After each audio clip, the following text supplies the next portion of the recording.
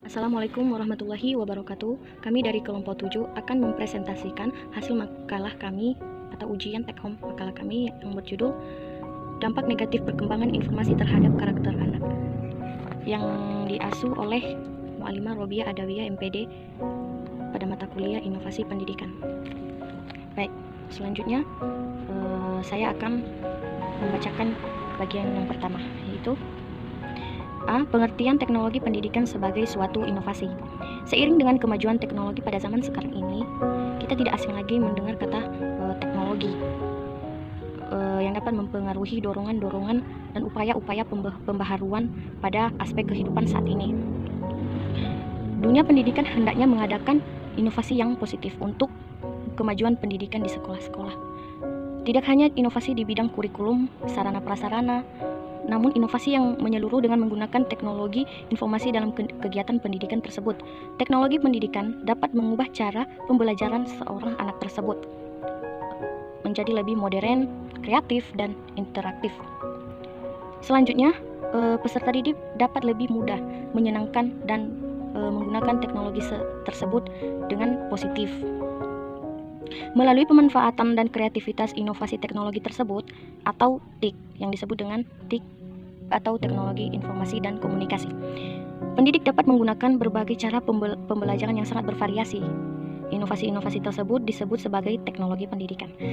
Baik, selanjutnya adapun pengertian teknologi pendidikan menurut para pakar atau para ahli. Yang pertama, teknologi pendidikan menurut McKinsey dan Erawut pada tahun 1971, yang artinya teknologi pendidikan merupakan suatu studi pendidikan menurut McKinsey dan Erawut pada tahun 1971, yang artinya teknologi pendidikan merupakan suatu studi yang sistematis mengenai cara bagaimana tujuan pendidikan dapat dicapai. Definisi sebelumnya meliputi istilah mesin, instrumen, atau media, sedangkan definisi ini merupakan definisi pertama yang tidak menyebabkan perangkat keras atau perangkat lunak, tetapi lebih berorientasi pada proses dalam mencapai tujuan.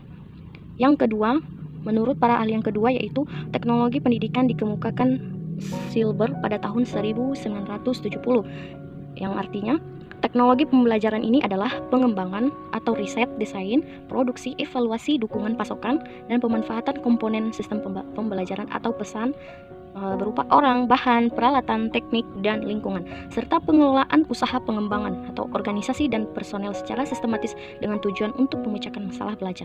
Selanjutnya, yang ketiga, yaitu menurut para pakar, terminologi AECT atau Association for Educational Communication and Technology, yang artinya teknologi pendidikan adalah proses yang kompleks dan terpadu yang melibatkan orang, prosedur, ide, peralatan, dan organisasi untuk menganalisis masalah, mencari jalan pemecahan, melaksanakan, mengevaluasi, dan mengelola pemecahan masalah yang menyangkut semua aspek belajar manusia. Jadi, itu saja pengertian dari teknologi pendidikan sebagai suatu inovasi. Assalamualaikum warahmatullahi wabarakatuh. Baik, di sini saya akan melanjutkan isi dari makalah kami. Nah, di sini saya akan menjelaskan bagian B, yaitu bentuk inovasi teknologi dalam pendidikan. Nah, di sini ada beberapa bentuk inovasinya. Yang pertama ada e-learning atau pembelajaran berbasis elektronik. Nah, e-learning ini adalah sebentuk pelatihan atau pembelajaran atau pendidikan yang kita dapat secara online melalui komputer atau perangkat digital lainnya. Nah, di sini ada contohnya seperti kalau kita belajar daring atau bimbel secara online. Nah, yang kedua ada video assisted learning atau pembelajaran berbasis video. Nah, dengan pembelajaran berbasis video ini kita dapat meningkatkan pemahaman siswa, kemampuan kognitif dan keahlian sosial emosionalnya. Nah, dengan pembelajaran berbasis video ini, siswa lebih termotivasi dengan cepat. Karena apa? Karena adanya gambar dan suara yang membuat pembelajaran tersebut lebih menarik dan mudah dipahami. Nah, yang ketiga ada blockchain teknologi, yang mana ini adalah sebuah sistem yang dapat membuat orang-orang memiliki akses untuk mengubah data yang telah dibagikan. Nah, di sini ada contohnya seperti penggunaan Google Dokumen yang mana ketika kita membuat sebuah naskah tersebut dapat diedit oleh orang banyak dan pada waktu yang bersamaan. Terus yang keempat ada kecerdasan buatan. Nah, di sini juga bisa kecerdasan buatan ini bisa juga disebut sebagai mesin pintar yang mampu melakukan tugas-tugas yang biasanya dilakukan oleh manusia. Terus contohnya adalah Google Map, yang dimana Google Map ini dia dapat mengukur jarak dan waktu antara tempat yang satu dengan tempat yang lain. Nah, demikianlah penjelasan saya dan akan dilanjutkan oleh pemakalah selanjutnya. Assalamualaikum warahmatullahi wabarakatuh.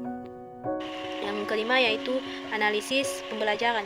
Analisis pembelajaran ini yaitu pengukuran, pengumpulan, analisis dan laporan data tentang peserta didik dalam pembelajaran.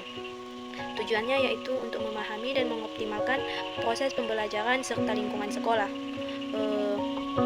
Yaitu seperti analisis yang dilakukan ini dapat menentukan langkah-langkah selanjutnya agar dapat meningkatkan mutu pendidikan di sekolah. Yang keenam yaitu gamification, yaitu pembuatan elemen game ke dalam kegiatan bukan game. Game ini merupakan hal yang dapat menarik perhatian seseorang, baik anak-anak maupun orang dewasa suka dengan game, dan berhubungan dengan pendidikan, kesehatan, industri, dan lain-lain. Saat ini banyak materi pelajaran yang sudah dibuat dalam bentuk game. Hal ini dilakukan agar siswa dapat dengan mudah mengerti konsep dari materi yang sedang diajarkan oleh guru. Baik, itu saja penjelasan dari saya. Assalamualaikum warahmatullahi wabarakatuh. Assalamualaikum warahmatullahi wabarakatuh. Baik, saya akan melanjutkan pembahasan dari saudara Novita yang berjudul dampak negatif dari perkembangan teknologi terhadap karakter anak. Pada zaman ke zaman, perkembangan teknologi itu semakin pesat dan hal itu memberi dampak yang signifikan terhadap dunia pendidikan. Tapi di samping itu, tak dapat kita pungkiri bahwa ada dampak negatif yang dapat merusak atau yang dapat mengganggu karakter suatu anak. Contohnya saja seperti gadget. Jadi gadget ini merupakan alat komunikasi yang sudah mendunia untuk yang telah dimiliki oleh banyak orang, baik dari kalangan dewasa, remaja, anak-anak, bahkan balita pun sudah bisa menggunakan gadget tersebut. Pada zaman sekarang banyak orang tua yang membiarkan anaknya anaknya terbiasa menggunakan gadget agar orang tua tersebut lebih leluasa mengerjakan kegiatan-kegiatan yang diinginkannya tanpa ada gangguan dari anaknya tersebut. Di dalam gadget ini terdapat fitur atau aplikasi yang menarik bagi anak-anak, sehingga hal tersebut dapat memicu adanya ketertarikan atau kecanduan terhadap gadget tersebut. Dan anak tersebut lebih leluasa dalam mengakses internet.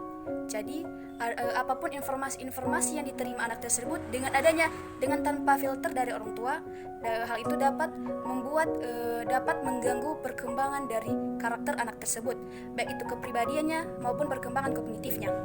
Adapun dampak negatifnya adalah pertama, anak itu cenderung lebih berkepribadian emosional. Kenapa dikatakan demikian? Karena ketika anak merasa terganggu ketika ia menggunakan gadget, maka ia akan marah karena dia telah diganggu menggunakan gadget. Yang kedua, anak itu memiliki malas untuk melakukan kegiatan-kegiatan lainnya karena terlalu asyik dengan menggunakan gadget. Bahkan yang lebih memperhatinkan anak-anak tidak tertarik lagi dengan dunia bermain atau tidak tertarik lagi dengan bermain dengan teman sebayanya, sehingga menimbulkan karakter anak yang penyendiri akibat kurangnya dari interaksi dengan teman sebayanya. Dan yang ketiga yaitu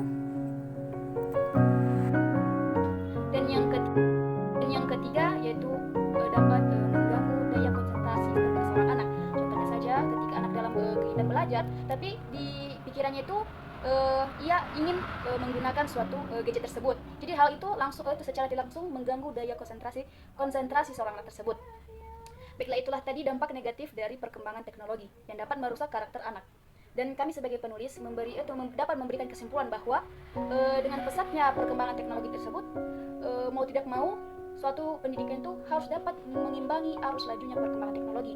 Pendidikan tidak boleh tertinggal jauh dari teknologi tersebut, karena teknologi itu dapat membawa perubahan yang signifikan terhadap peningkatan mutu sekolah dari berbagai aspek, baik itu perangkat sekolah, sistem pendukung sekolah, sistem pengolahan data dari sekolah tersebut.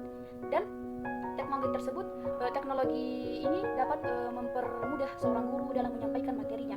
Terdapat inovasi-inovasi teknologi yang telah dicetuskan, dan hal itu dapat membantu mempermudah seorang guru dalam hal belajar mengajar. Dan di sini juga kami memberikan saran atau kritik bahwa teknologi itu memiliki dampak yang positif, tapi terdapat juga dampak negatif. Jadi orang tua dan pihak sekolah itu harus berusaha untuk mengawasi atau membimbing anak-anaknya dalam menggunakan gadget, dan adanya pembatasan penggunaan gadget tersebut, karena hal itu dapat merusak perkembangan otak dari seorang anak tersebut. Dan juga lebih baik waktu yang digunakan anak dalam menggunakan gadget tersebut dialihkan pada kegiatan-kegiatan yang dapat membantu perkembangan diri dari seorang anak tersebut, agar seorang anak tersebut dapat tumbuh menjadi anak yang ceria, cerdas, aktif, dan interaktif. Baiklah, itulah tadi pembahasan, saran, dan kesimpulan dari kelompok kami. Apabila terdapat kesalahan kepada Allah, saya mohon ampun, dan kepada kita semua kami minta maaf. Wassalamualaikum warahmatullahi wabarakatuh.